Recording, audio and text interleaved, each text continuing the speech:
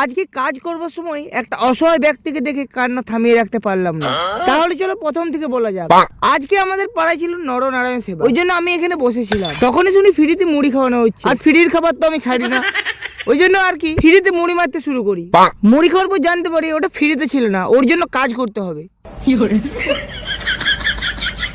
না মানে অন্য পাড়া থেকে অনেক অনেক মানুষজন আমাদের পাড়াতে আসবে, ওই জন্য আর কি আমরা আমাদের পাড়াটাকে একটু পরিষ্কার করছিলাম, যাতে চারিপাশটা একটু সুন্দর দেখায়। তারপরে এইদিকে আমরা আমপলব দিয়ে একটা সুন্দর জিনিস করছিলাম, যেটা মন্দিরে লাগাবো বলে, যাতে মন্দিরগুলো একটু সুন্দর দেখায়। এই দেখো কিছু পাড়া কল সেটা লাগাচ্ছি মন্দিরে, আর দেখো মন্দিরটা কত সুন্দর লাগছে। তারপর আমাদের নরনারায়ণ সেবা শুরু হয়ে যায়। দেখো কত মানুষজন এসেছে আমাদের এই সেবায় অংশগ্রহণ করার জন্য। আর এইদিকে দেখো আমার সাথে কিছু পাড়া সকল দাঁড়িয়ে আর কিছু পাড়া সকল বসেও ছিল। আর এইগুলো হচ্ছে বিশ্বের সব থেকে বড় কুড়িয়া ছিল।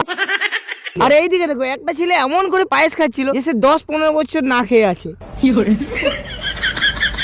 তারপর রাত্রেবেলা আমাদের পাড়ায় একটা কবি গানের আয়োজন করা হয়েছিল। রবিবারে গেলে বাবা রবি চলে যাবে, সোমবারে গেলে বাবা টমেটো নিয়ে